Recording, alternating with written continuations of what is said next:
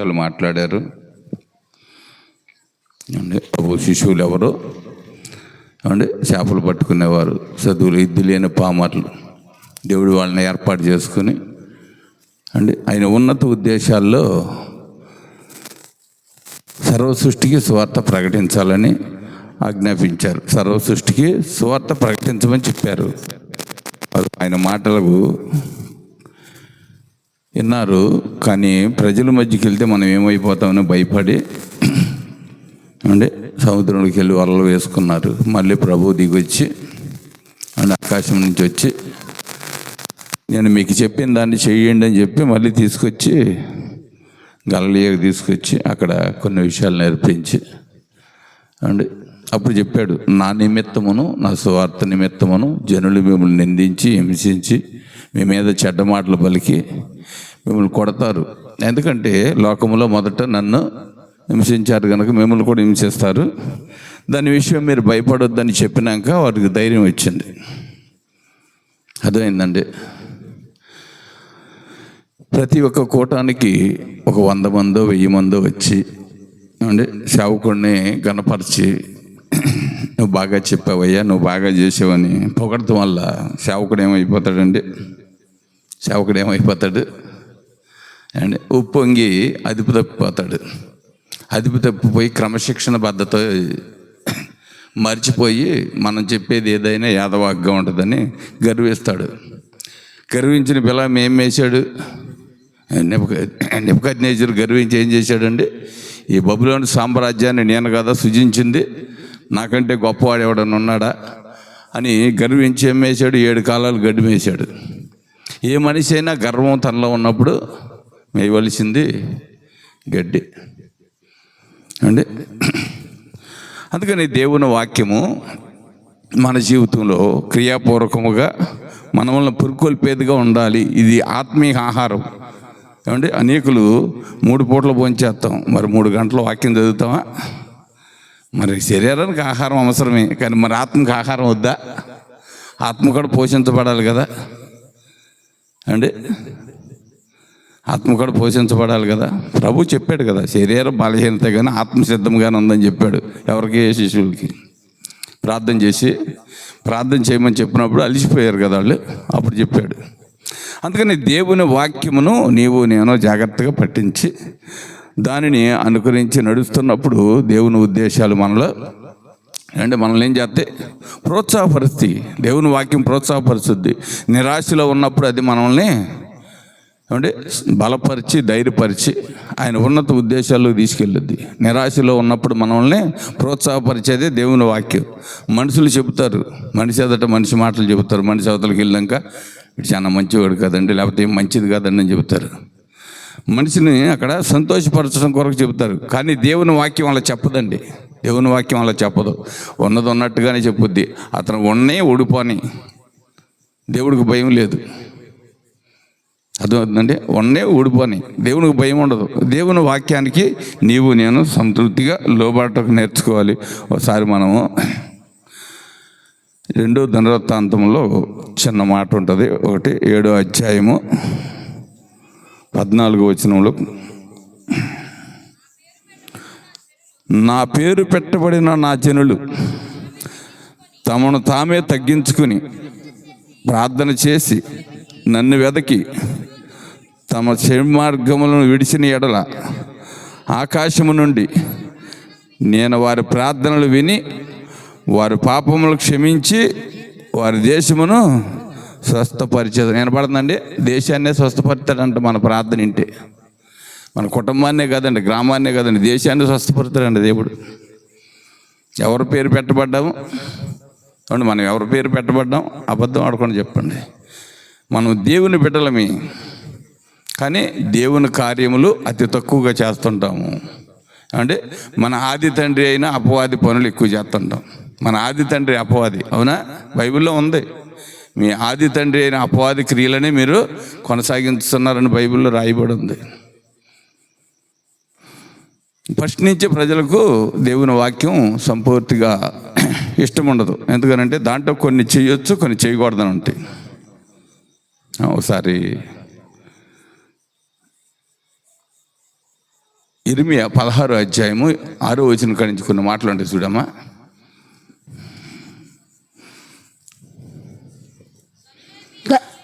గనులేమి అల్పులేమి ఈ దేశమునందున్నవారు చనిపోయి పాతి పెట్టబడి వారి నిమిత్తము ఎవరునూ అంగలార్చకూడదు, ఎవరునూ తాము కోసుకొనకూడదు, వారి నిమిత్తం ఎవరునూ బోడి చేసుకోకూడదు, తల బోడి చేసుకోకూడదు. చచ్చిన వారిని గూర్చి జనులను ఓదార్చుటకు అంగలార్పు ఆహారమును ఎవరునూ పంచిపెట్టరు. ఒకటి తండ్రి అయినను తల్లి అయినను చనిపోయిన ఎడల వానికి ఓదార్పు పాత్రను తాగనీయకుందురు. వారి యొద్ద కూర్చుండి అన్నపానములు పుచ్చుకొనుటకు నీ విందుశాలలో ప్రవేశింపకూడదు. సైన్యములకు అధిపతియగు యెహోవా ఈ మాట సెలవిస్తున్నాడు. ఇప్పుడు దేవుడి మాట అన్నవాళ్ళు ఎవరు చెప్పండి? దేవుని మాట, దేవుడు అంటే మనకి ఇష్టం కదా. దేవుని మందిరానికి వెళ్ళి పాటలు పాడతాం, ప్రార్థన చేస్తాం, ప్రసంగం చేస్తాం కదా. ఇప్పుడు ఇక్కడ బైబిల్లో ఏమని చెప్పాడు దేవుడు? ఏమండి ఏం చెప్తున్నాడు? చేయకూడదు. అది ప్రభువుకు యెహోవా నేనే చెబుతున్నాను. దాని వెనకాల ఉన్న నష్టాన్ని ఇష్టం కూడా పెట్టాడు కింద. దానివల్ల కలిగే నష్టం కూడా ఏముందో అనేది, ప్రజలకు ఏమి సంభవించుద్దో కూడా పెట్టాడు. మీరు ఇంటికి వెళ్ళి నాకు చదవండి. ఏమండి ఎవరు చెప్పాడండి ఇవన్నీ? పెద్దలు పెట్టారు. పెద్దలు ఎవరు పెట్టారు? పెద్దలు ఏమండి ఏ పెద్దలు పెట్టారు చెప్పండి? మనమే గర్వించి అంటే మనమే అతిశయపడడం కొరకు, ఘనత కొరకు చేస్తున్నామే కానీ దేవుడికి ఇష్టమైంది ఏది లేదు ఈ భూమి మీద నాకు తెలిసి. వినపడుతుందండి? బొట్టు పెట్టుకోమని ఏ గ్రంథంలో లేదు. ఉందా? చూపించగలరా మీరు ఎక్కడైనా? ఏమంటే ఒక జ్యోతిష్కుడు ముగ్గేసి బొట్టు పెట్టి అంటే దేయాన్ని ఆరాధించుతుంటే ఆ ఆరాధనకు మనం పాత్రలుగా ఉండి మనం పెడుతున్నాం బారుగా. అర్థమవుతుందా? కొన్ని లోతుగా తెలుసుకోవాలండి క్రైస్తవ జీవితంలో. అంటే సేవకులు చెప్పరు, ఎందుకంటే వాళ్ళ భక్తి పోద్దని భయం. భక్తి కాదండి కావాల్సింది, భక్తి కావాలి. నువ్వు ఎక్కడున్నా నిజాయితీగా ఉండి దేవుడు పోషిస్తాడు. ఏలియాని 6 మాసాలు ఆ కాలువ దగ్గర పెట్టావు, ఆగు దగ్గర కూర్చోబెట్టి ఆహారాన్ని పంపించాడు దేవుడు, రొట్లు మాంసం. 6 మాసాలు పోషించబడ్డాడు. అర్థమవుతుందండి? నీతి యథార్థత నీలో ఉన్నప్పుడు దేవుడు ఏదో ఒక ఇంకా పోషించడానికి ఇష్టపడతాడు. అందుకని దేవుని ఉద్దేశాలకి నేను అనుగుణంగా నడవాలి. దేవుడు మనకు చెప్పుతున్న వాక్యం ఏంటి, మనం చదువుతున్న వాక్యం ఏంటి, మనం చెప్పుకునిస్తున్న అంటే దేవుడు ఎవరు, అంటే ఏ దేవుడి చేత మనము అంటే ఆరాధించబడుతున్నాం, ఏ దేవుడి చేత కాపాడబడుతున్నాం, ఏ దేవుడిని మనం గొప్పగా ఘనముగా ఎంచుతున్నాము, ఆ దేవుడిని మనం హీనుడిగా చేయొచ్చా మళ్ళీ తిరిగి? అంటే మా తండ్రి మంచోడు అండి, సంస్కారం కలవడండి, ఉన్నతమైన వ్యక్తి అండి, ఆస్తిపరుడు అండి, గొప్ప పేరున్న వ్యక్తి అండి అని మన పెంటపోగుల్లో ఉంటే ఏమనుకుంటే ఆ తండ్రికి పేరు ఎట్లా ఉంటుందండి? అంటే రాజకుమారుడు దొంగతనం చేశాడంటే ఎట్లా ఉంటుంది రాజుకి? అంటే సంతోషంగా ఉంటుందా? అబ్బా రాజకుమారుడు కాబట్టి దొంగతనం చేశాడంట ఊరుకుంటారా? దొంగతనం చేసిన ఇంటి పట్టుకుని కొల్లబొడుతారు. తర్వాత మా రాజు చూడలేదని చెప్తారు. ఏం రబ్బాయి నా పిల్లని కొట్టేవాడంటే అయ్యా నేను చీకట్లో చూడలేదయ్యా ఎవడో అనుకుని కొట్టేసి నేను చెబుతాడు. తర్వాత అడుగుతాడు, అయ్యా మరి నాకు పేదవాడి ఇంట్లో దొంగతనం చేయదు అయ్యా, ఒక రాజు అయ్యండి కూడా అని అంటే అప్పుడు రాజు తలదించుకుంటాడు. అంటే ఆయన అధికార దాహం తీరద్ది. ఇతను తన తప్పు చూపించేటప్పటికీ అతని అధికారం దేహం తీరి తప్పును అయిపోయింది, అది అయిపోయింది, దానికి నష్టపరిహారం 2 అంతలు నేను ఇస్తాను, ఎక్కడ చెప్పొద్దని చెబుతాడు. అర్థమవుతుందా ప్రియులారా? దేవుని వాక్యము 2 అంచులు గల ఖడ్గం, 2 అంచులు గల ఖడ్గం. దాన్ని ఎవరైతే పట్టించి జాగ్రత్తగా దానికి అనుకూలంగా నడుపుతాకి ఇష్టపడతారో వారిని నడిపించుద్ది. అంటే వారిని సజీవంగా లోనకు నడిపించుద్ది. పొస్తులు ఉండొచ్చు, స్వార్థ ప్రకటించే వ్యక్తులు పొస్తులు కూడా ఉండొచ్చు, దెబ్బలు కూడా తినొచ్చు కొన్ని స్థలాల్లో. కనపడుతుందండి. మేము 2020లో నిజామాబాద్లో మీటింగ్లు పెడితే కరోనాలో మమ్మల్ని ఆపుతాకు వచ్చారు అండి. ఆపుతాకు వచ్చారు, ఎవరైనా మిమ్మల్ని పెట్టమన్నది అని అండి. వస్తే ఆ గ్రామ సర్పంచ్ ఇచ్చి, వాళ్ళు ఎవరికి హాని కలిగించే వ్యక్తులు కదండి, దయచేసి వారు కొంచెం ఎడవేడంగానే ఉండి స్వార్థ ప్రకటించి వాళ్ళు వెళ్ళిపోతారే తప్ప అందరికి మళ్ళీ రుద్దుకునే బ్యాచ్ కాదు వాళ్ళు అని చెప్పి ఆయన చెబితే అప్పుడు పంచాయతీ సెక్రటరీ అంటే ఇయర్ వాళ్ళు వెళ్ళిపోయారు. ఎదురు ఆడతారు, ఇంకా అటు కొడతారు, మీకు తెలియదు. ఇటు మనలాగా పెద్ద పెద్ద కేకలే దూరుకోరాళ్ళు వినపడుతుందండి మా దేవుడికి. అందుకని అసలు అయినా ఒకరి దేవుడి గురించి మాట్లాడాల్సిన అవసరం మనకు ఉండదు. మన దేవుడు గొప్ప అని చెప్పడమే తప్ప ఎదుటివారి దేవుడు మనకి ఎట్టుంటే మనకెందుకు? నీ కుటుంబం కొరకు, నీ జీవితం కొరకు నువ్వు చెప్పాలి, కానీ ఎదుటివారి జీవితం మనకు అవసరం లేదు కదా. ఇక్కడ బైబుల్ కూడా అదే చెబుతుంది. చదవమ్మా, ఇంకొక వచ్చిన చదవరా. ఈ స్థలము 15, ఈ స్థలం ముందు చేయబడిన ప్రార్థనలో ప్రజలకు తెలియజెప్పిన తర్వాత వారు దేన్ని బట్టి యెహోవా మాకు ఈ ఘోర బాధ అంతయు నియమించెను. అది కాదమ్మా, నేను ఇక్కడికి వచ్చా, ద్వితీయ దేశకాండం దగ్గరికి వచ్చా, 2వ దినవృత్తాంతం దగ్గరికి వచ్చా, అందుకనే 15 వచ్చినవన్నా. ఈ స్థలమందు చేయు ప్రార్థనను నా కనుదృష్టి నిలుచును, నా చెవులు దానిని అంగీకరించును, నా పేరు ఈ మందిరమునకు నిత్యము ఉండునట్లుగా నేను దాన్ని పరిశుద్ధపరిచితిని. నా దృష్టియు నా మనసును నిత్యము దాని మీద నుండును. ఎక్కడ ఉంటదంట? ఆయన మనస్సును, ఆయన దృష్టియు ఆ మందిరం మీద ఉంటదంట. నీ తండ్రి అయిన దావీదు. అర్థమైందండి? నీవు దేవునికి అనుకూలంగా ఉన్నప్పుడు దేవుడు ఏమండి ఎక్కడ 2-3 కూడి ఉండి నా నామాన్ని స్మరిస్తే అక్కడ ఉంటాను అన్నాడు దేవుడు. అంతేనా? ఎక్కడ 1000 మంది ఉంటే వాళ్ళ మధ్యన ఉంటాను అన్నాడు బైబిల్లో. ఏమండి? ఎక్కడ 2-3 కూడి ఉంటే వాళ్ళ నామమును స్మరిస్తే వారి మధ్యన ఉంటాను అన్నాడా? ఎక్కడైనా ఒక 1000 మంది ఉంటే వాళ్ళ మధ్యన ఉంటానని చెప్పాడు. 1000 మంది ఉన్న దగ్గర అల్లరి ఉంటుంది, కనపడుతుందండి? అల్లరి ఉంటుంది, సనుగుడు ఉంటుంది, గొణుగులు ఉంటుంది, గసగసలు ఆడుతూ ఉంటుంది, అనేకమైన ఆత్మలు పనిచేస్తుంటాయి. అదే 2-3 ఉంటే ఏకాత్మతో ప్రార్థన చేస్తారు, అందరూ ఒకే మనసుతో ప్రార్థన చేస్తారు. కనుక ఎక్కడ 2-3 నా నామమును స్మరిస్తే వారి మధ్య నేను ఉంటాను, వారి ప్రార్థన నేను వింటాను అంటున్నాడు దేవుడు. అదవుతుందా? దేవుని వాక్యమునకు నీవు నేను సంపూర్తిగా లోబడటం నేర్చుకోవాలి. ఒకసారి ఎబ్రీయులకు రాసిన పత్రిక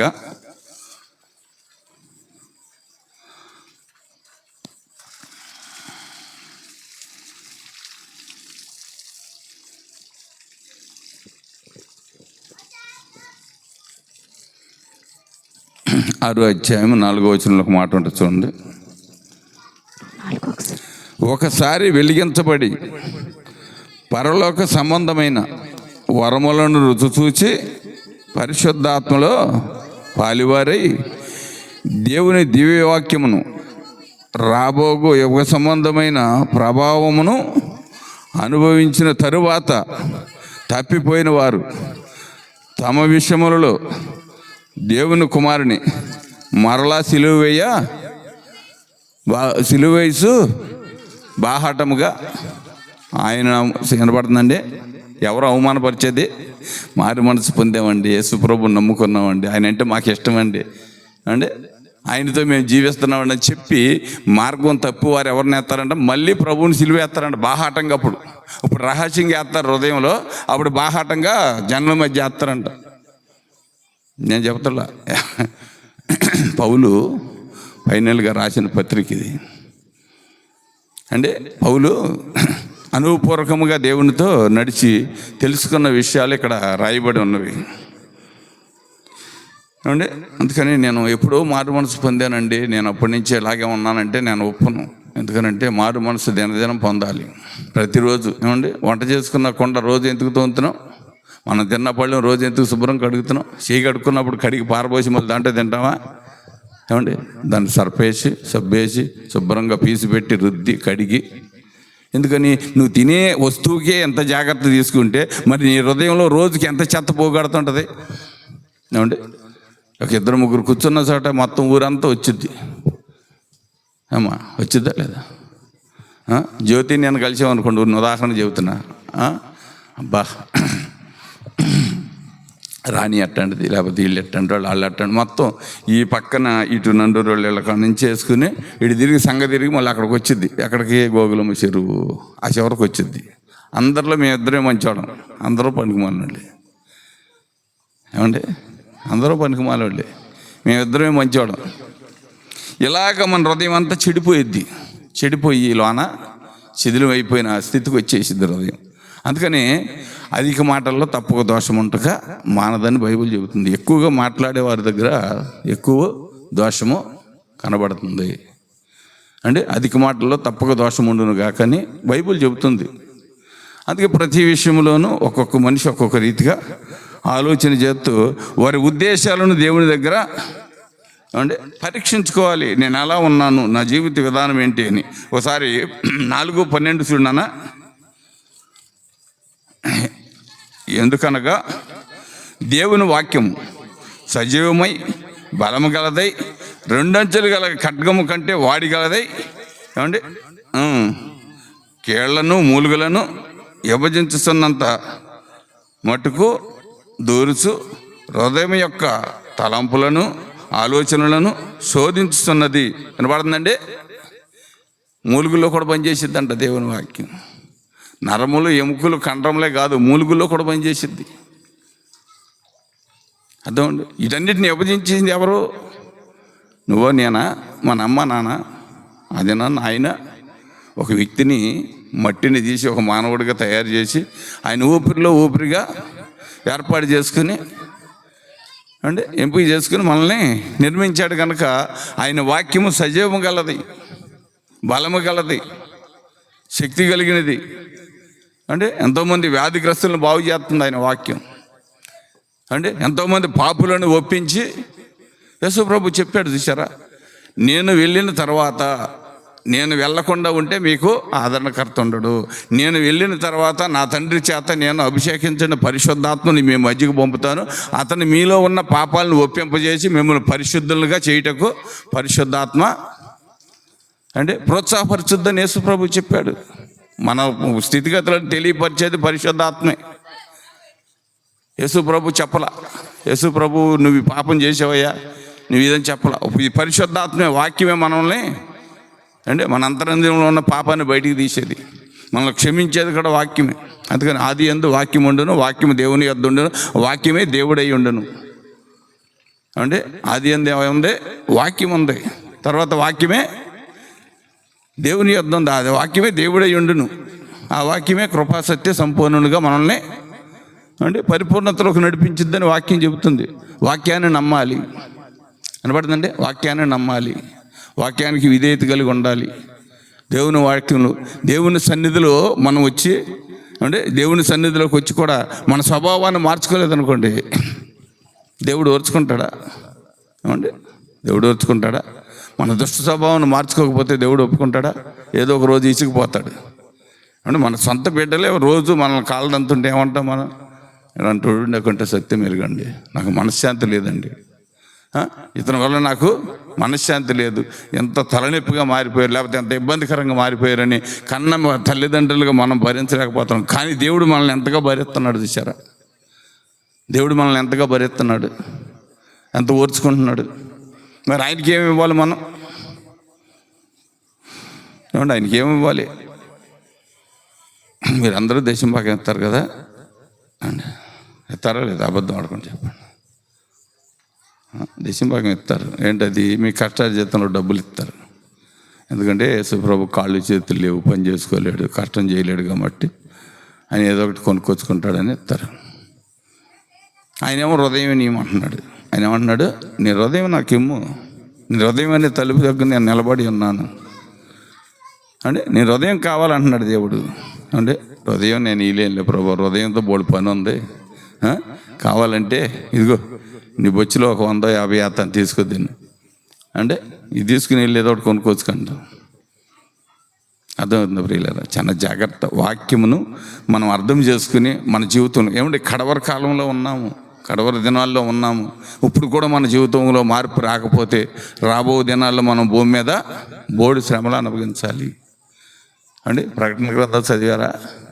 చనిపోదామని వెళ్తే బావి దగ్గరికి వెళ్తే నీళ్ళు ఉండవంట, గోడ మీద చెయ్యి అయితే కట్ల పొంగ కురిసిద్దంట, ఇటు చూస్తే మిడతల దండ వచ్చి ఈపంతా కుట్టిద్దంట, అది గేలమ్ముళ్ళ గట్టు ఉంటాయంట. ఓకే, కోడితే ఓ ఓ ఓ ఓ అని అరవటమే కానీ అగ్ని ఆరదు, పురుగు సావదు. నువ్వు చచ్చిపోదాం అనుకున్నా చచ్చిపోలేవు, ఎందుకంటే దేవుని ఆజ్ఞ లేదు. దేవుడు విడిచిపెట్టేశాడు మనుషుల్ని. విడిచిపెట్టేసినాక మనం ఏం చేసినా ప్రయోజనం ఉండదు.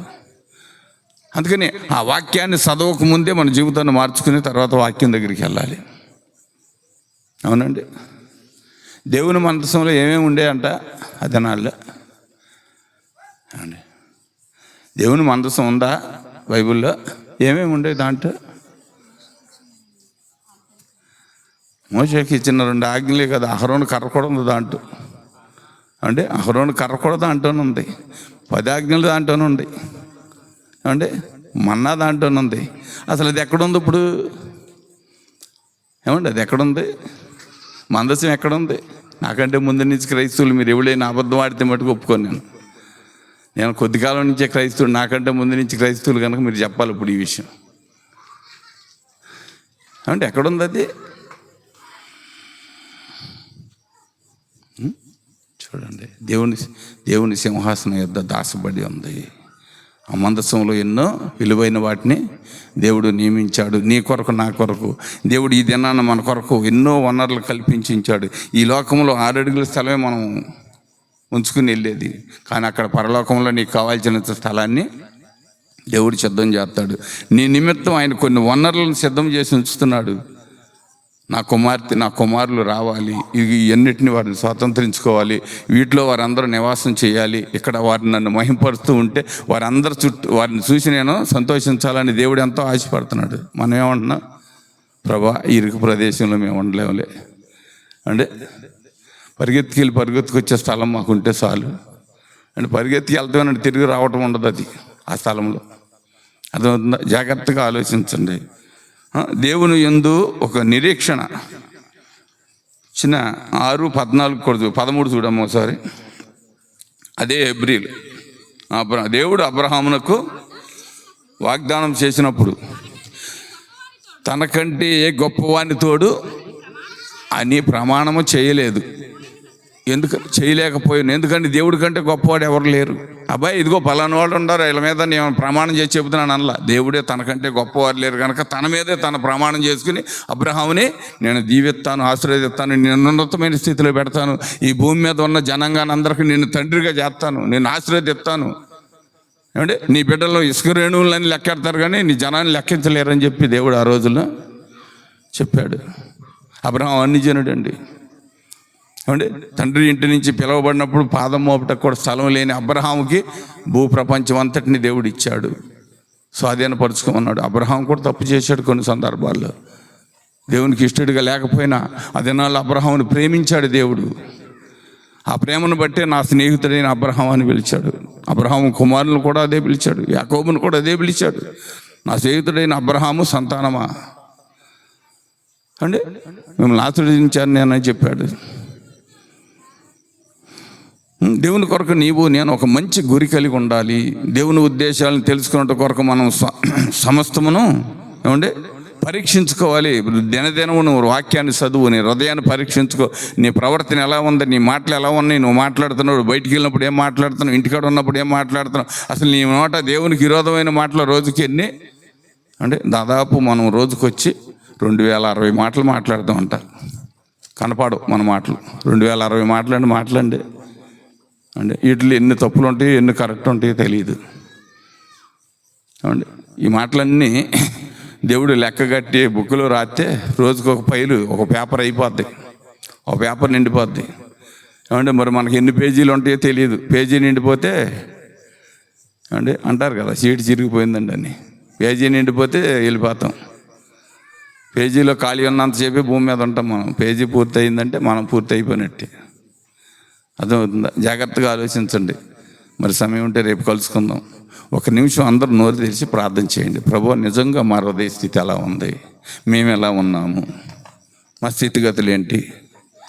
అంటే నేను చెప్తున్నా నేను పరిశుద్ధుడిని, నీతిమంతుడిని అని చెప్పట్లా, కానీ ఉన్న పరిస్థితి ఇది.